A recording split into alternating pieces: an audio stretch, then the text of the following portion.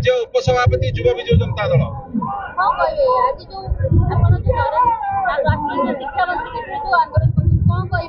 शिक्षा मंत्री जहाँ कर राजरास्तार देखुं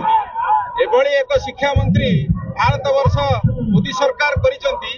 आज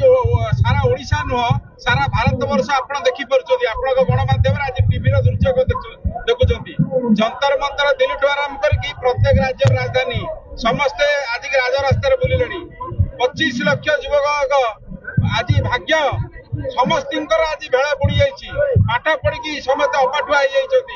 सरकार गोटे मूर्ख सरकार आसी भारत वर्षर एक सरकार जो सरकार की आज समस्त युवक मान दिगहरा कर सरकार आसी जो सरकार आमको राजरास्ता को युवक मान ठेली देती जो मान भविष्य अंधकार हो 25 लाख युवक युवती भाग्य आज अनिश्चितता घर रही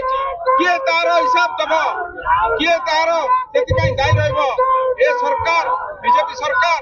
आज पर्यंत भी से गादी माड़ी बस धर्मेंद्र प्रधान तुम इस्तीफा दियो तुम कौन नैतिक अधिकार अच्छी तुम आज पुणी से शासन रहा व्याकुल